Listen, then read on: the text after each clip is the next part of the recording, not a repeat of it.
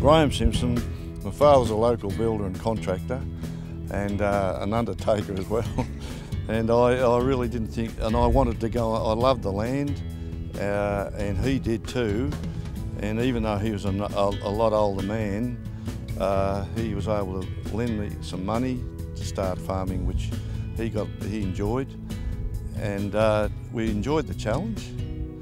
And we ended up with 2,300 acres here of good and bad country and lots of worries and lots of sense of achievements.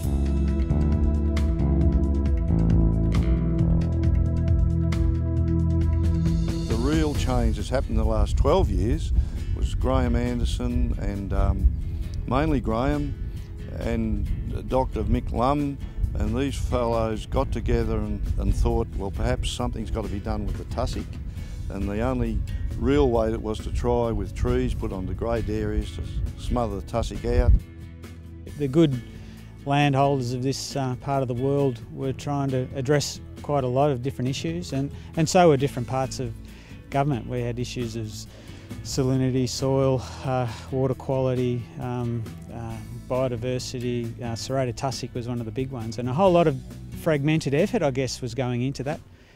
And I guess one of the things was my main role was listening in those early days and saying, listen, someone's going to do something a bit different if we're to address this. Because across a lot of Australia, there was a broader effort through Landcare to actually try and try and convince farmers that we need to be planting a few more trees in the landscape.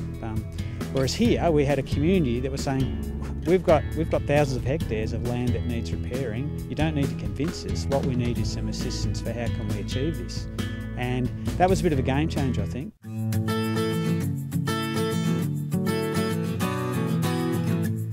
I worked on Grow West when it was first starting out and met some really enthusiastic landholders like Graham who really put the project on the map. There's a lot of organisations involved when Grow West first started, and a lot of people were interested and I think enthusiastic to see something happen, and it evolved to becoming Grow West. You know, there was heaps of organisations. I remember walking to a room and there was Vic Roads and Greening Australia and the CMA and government departments, Department of Primary Industries and Natural Resources and Environment. There was Parks Victoria staff, all in this room buzzing, and it was like, what can we do?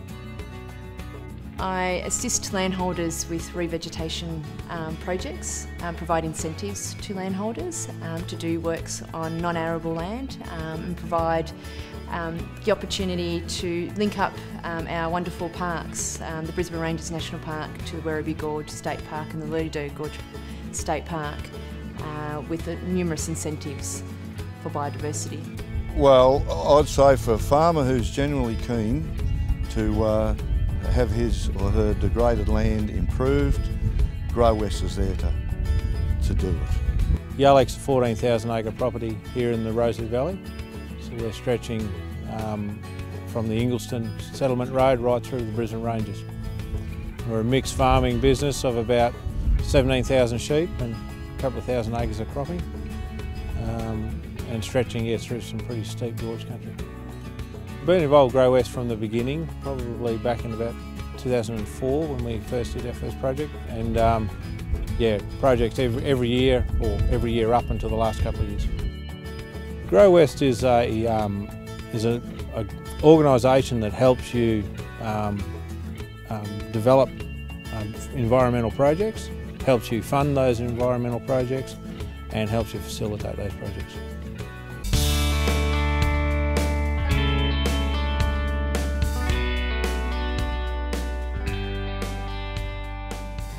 Grow West to me is about a sort of community-based operation that helps facilitate and engage the community, landholders and other agencies to benefit landholders in this region.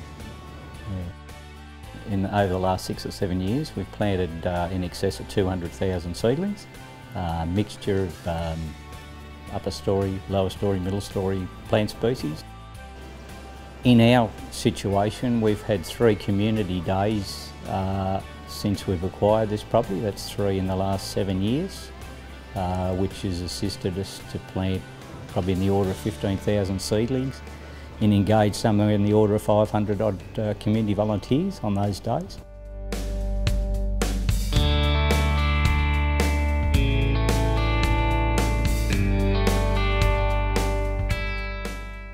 Hi, I'm Emma from the Pentland Hills Landcare Group and I'm a local landholder here in Murnayong. We've had the good fortune to be working with Grow West on our BioLink project. It's been a terrific partnership. We've enjoyed the friendships that we've made and also the knowledge that we've learned. Well, personally, I've loved the interaction and the partnership that we've had with Grow West. The people that I've worked with have been fantastic, and to me, that's what it's about, the people in Grow West. They've certainly contributed a lot to our community here and also put our community first on many occasions, and it's always been a win-win situation for the community and for Grow West. I mean, I haven't been back here a lot of recent, but when I do, I've got to be careful not to run off the road because there are so many nooks and crannies of this landscape which has got some serious scale revegetation happening. And whereas once there was a lot of focus just going to one or two major sites, now over, it doesn't matter which gully you go over, the landscape, you can see these things from 10 kilometres away. They're quite serious scale, so there's been a huge amount of effort that's been happening in the last 10 years that's really enabled that to happen. So it's a credit to the community and all the agencies that have been involved to bring it all together. Over the past 10 years we've planted over 1 million trees, and we've seen in excess of 100 landholders and project sites involved with the Grow West project. Well, when I look across Yallock now, it's a contrast to what it was 10 years ago. Most of our north-facing slopes have good forestry or plantation on them, and we have very little tussock in comparison to what we did 10 years ago. So it's a work in progress, but it's very pleasing to look at the change in the landscape.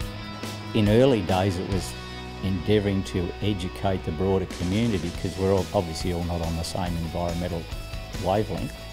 And I think places like over towards Bald Hill and going down the freeway now are sort of an indicator to people that this revegetation caper does work and does have benefits, and people can actually see it, as they can see this site slowly progressing too.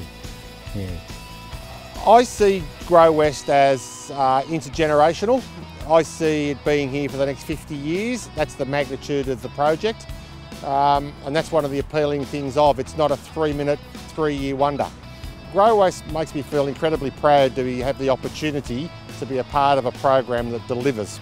It's happening. You can see the corridors starting to link up. I think now that you can actually see trees in the ground and they're not just little dots, you can actually see a huge sites being planted, that people can actually grasp the concept that this can be done. There's always either some cockatoos flying in the middle of the gullies up here or some wedge-tailed eagles soaring overhead, and I'll be wondering what they're thinking as they're watching all of this activity at ground level, sowing their seeds, regreening these hills. It's a great story. And I think, you know, longer term we've got, there was early discussions about how potential for wildlife corridors from the Lerderdergs through to the Brisbane Ranges, and people thought that was all a bit,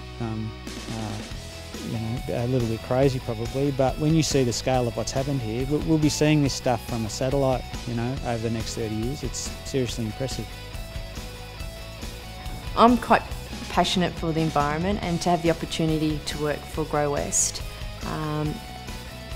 is fantastic, and I hope that I can continue with the project in many more years to come. I've been involved with Grow West for 10 years, and I've seen the landscape change. I've made wonderful relationships with landholders and with our partners, and it gives me a personal satisfaction to be part of this journey and part of this story.